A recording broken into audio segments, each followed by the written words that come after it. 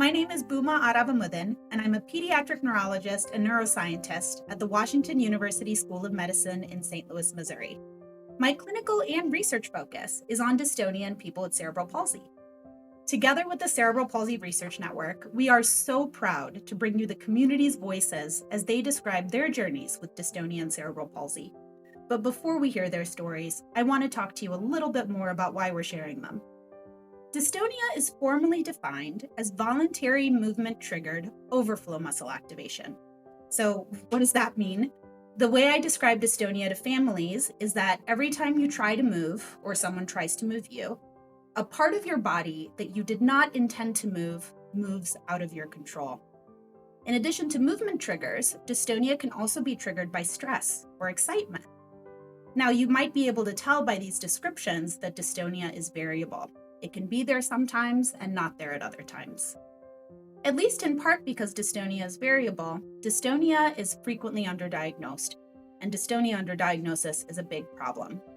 First, treatments that may work well for certain motor concerns in cerebral palsy, like spasticity, may work less well for dystonia. Second, surgical treatments used for people with cerebral palsy, like selective dorsal rhizotomies or some orthopedic procedures, may be less effective if that person with CP also has dystonia. And third, we know that at least some treatments for dystonia work best if instituted early. All of these things together make us know that early and accurate dystonia diagnosis is important for making sure that people with cerebral palsy get the treatments they need. Despite the importance of getting a dystonia diagnosis, you'll first hear about the struggles people faced in getting their own dystonia diagnosed and how dystonia has such a profound impact on their lives.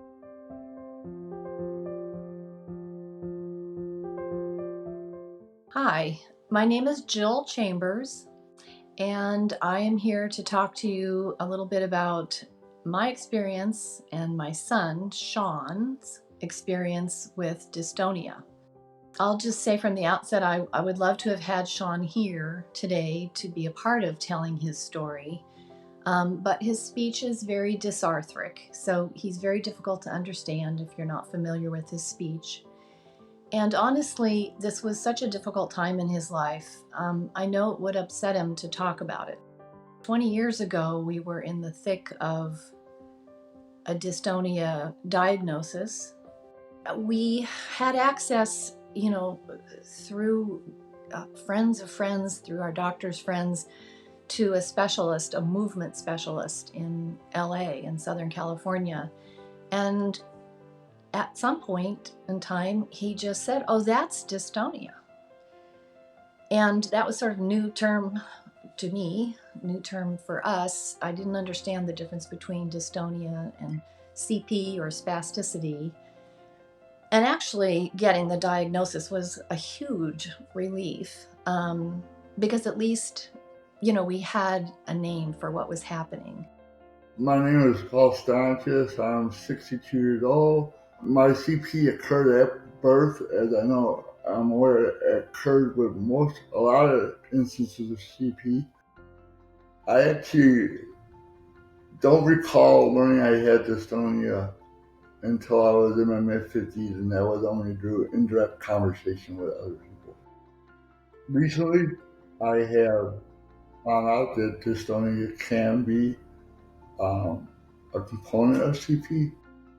Hello, my name is Manda Kirpan Mesic, and I live in Burlington, Ontario with my husband and 3 children. My second daughter, Kata, is 9 years old and she has mixed dyskinetic cerebral palsy. The neurologists, they were able to diagnose dystonia scientifically, but they weren't able to explain it to us in a manner that, in layman's terms, that an individual could understand. We were actually in shock because we had never heard that term before. Once again, it's just my opinion and my impression, but my impression is that we have a lot of great medical providers who treat CP, but that this is an area where we probably really still need a lot more information and a lot more expertise. I think that there probably are lots of kids and adults being served by physicians who really don't fully understand this, and it makes a huge difference in how you treat it. Hi, my name is Lillian Ryan Schusterman, and I have cerebral palsy, and I am 15 years old. Doctors were not educated. That's why I didn't know the diagnosis. The biggest barrier is the lack of information and how the doctors are not communicating it to the families. It's very individualized in the sense of it never repeats itself. There is a variance of it every single time. So if we are trying to videotape it for the neurologist or for the developmental pediatrician, it never looks the same. So when you present that to the doctors, they're kind of perplexed because the way that she had acquired her CP has them questioning. The medical world is not educated enough on dystonia.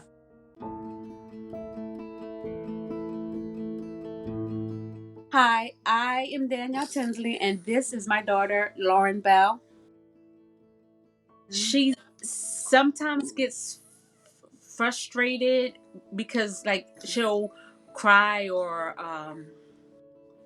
just like drop to the floor or bite her hand out of frustration. Okay, so you ready? Okay, get yourself in the zone. Kata and one.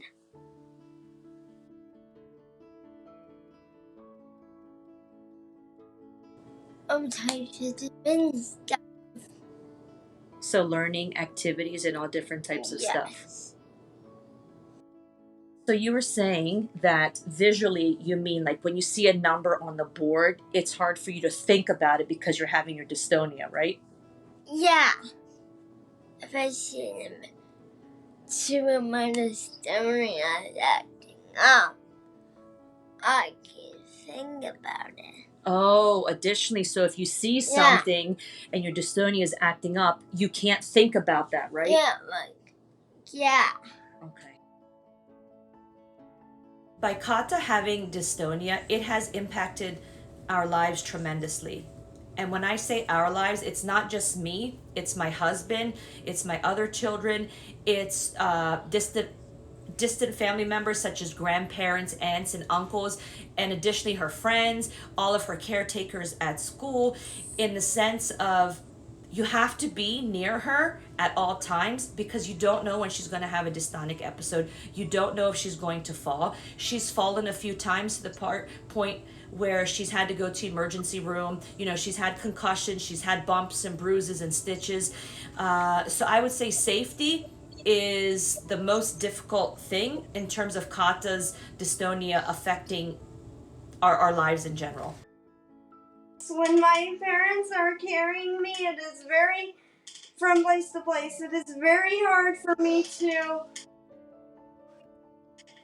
not lift my feet up or not get tight. It's very hard for me to help them so they don't hurt their back. What was really frustrating was when people would say, "Why are you in a wheelchair? Why are you doing this with your bottom?" Part of the reason dystonia diagnoses can take so long is because dystonia is just tough to diagnose. Dystonia can be difficult to describe, even for the people experiencing it every day.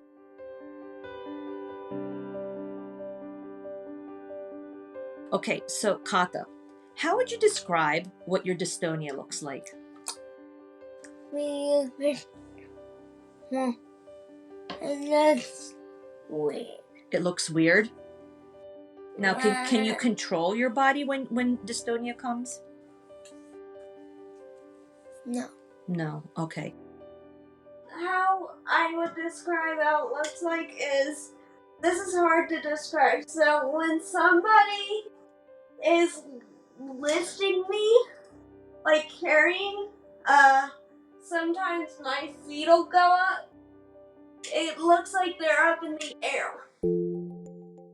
Even though dystonia is hard to describe, we have recently shown that caregivers are excellent at describing it and can be valuable partners in dystonia diagnosis. This is clear as you listen to these rich and varied descriptions of dystonia, which, in different ways and to different extents, can cause functional limitations in people across all ages.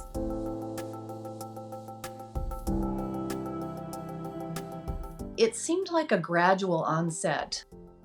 He was having really rigid postures. So my understanding about dystonia is a lot of times it's a movement disorder that sort of has these muscle movements around an axis. So if I'm going to describe Sean's dystonia, his axis would be like his spinal cord, his spinal column.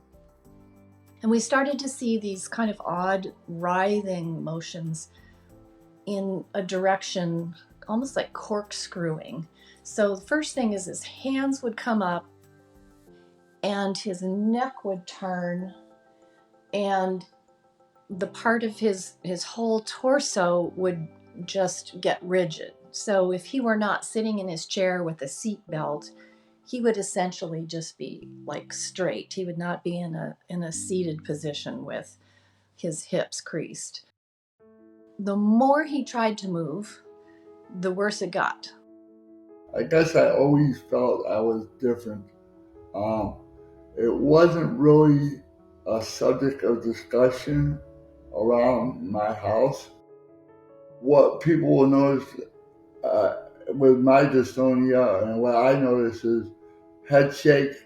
And I would say that's the biggest component of that I recognize. For legs, arms, and face. So your legs, arms, and face are affected by your dystonia. I don't know when it's gonna come. You don't know when it's going to come. No. Okay. But can you tell when the dystonia is happening, or can you control your body when it happens? When it happens,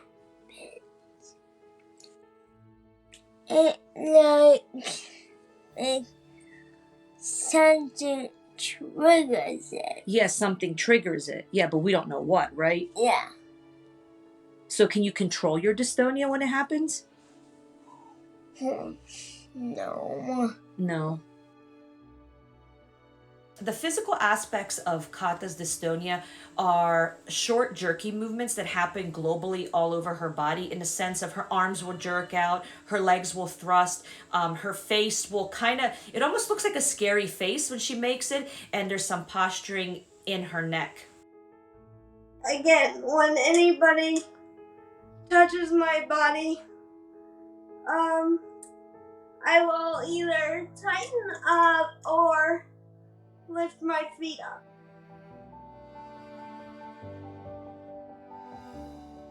When I'm excited or nervous in my wheelchair, my bottom will go up like really high, especially if something exciting happens. When I stay calm and my bottom doesn't go up, or when Mommy does not hold my back tightly when she lifts. What helps my dystonia improve is, first of all, to try to be in a good mood and well rested. I'm at a point of my life where I shake. If you got a problem with that, that's your problem. That's not my problem. I can't control it. Deal with it. As people have already described, dystonia is variable. Now we're learning more and more about how CP and dystonia can change as people age.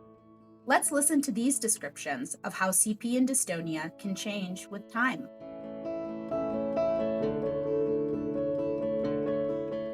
While cerebral palsy itself may not manifest or change, aging with CP is definitely a different journey.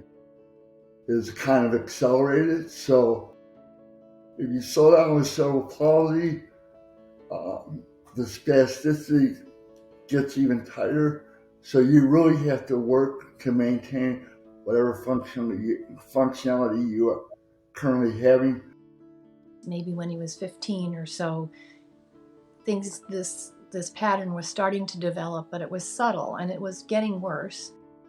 When the dystonia, I would say, raised its ugly head, unfortunately, we began to just notice a lot of changes in how his CP was sort of manifesting itself physically.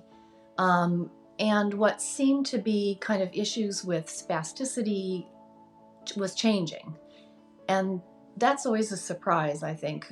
We don't really expect a lot of changes. After hearing these stories, we hope you're all asking yourselves, what's next? How can we change for the better? At the Cerebral Palsy Research Network, we want all of our research questions to be framed around what's important for the cerebral palsy community. And we recently published our community-driven research agenda for dystonia and cerebral palsy. You'll see the need for community involvement in generating research questions echoed in these next statements.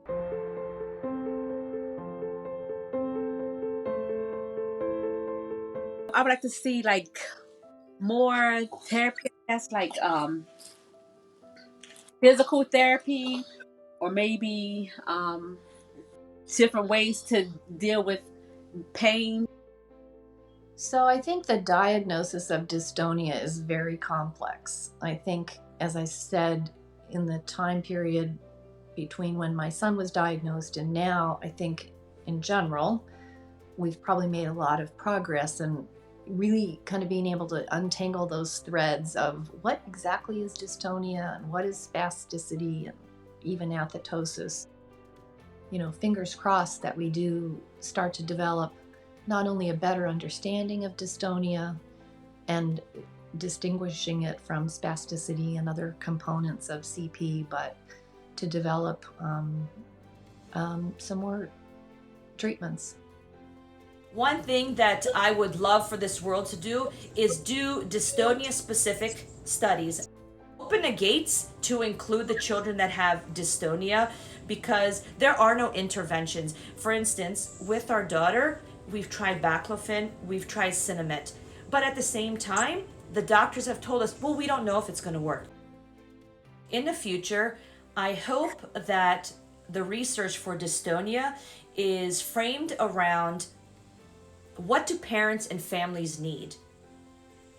In the sense of parents and families need things to be researched that are primary to them and not what the researcher wants to do. So down the road, I hope that there is enough funding and that clinicians, researchers, and scientists are engaging families more to see what families need, what works for the families, and what doesn't work for the families. Cerebral palsy is the most common cause of childhood dystonia. Therefore, even though there are other causes of childhood dystonia, it is incredibly important to talk about dystonia in people with cerebral palsy. We hope these stories will help inform the CP community about dystonia. We also hope the medical community listens to these stories, realizes how important it is to diagnose and treat dystonia, and understands how far we still have to go.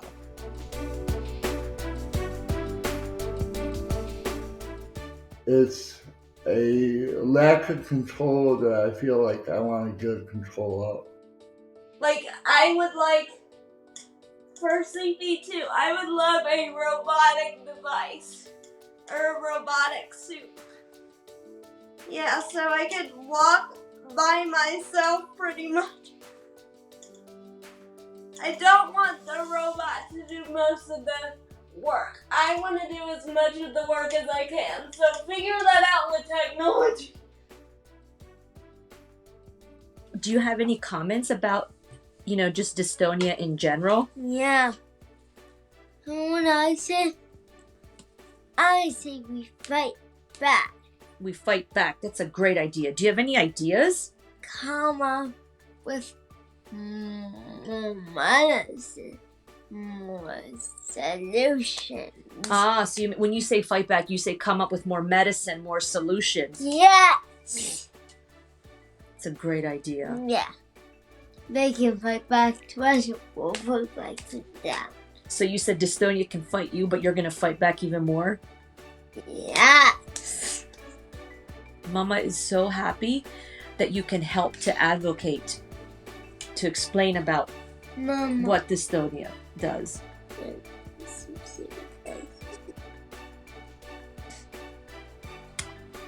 Okay.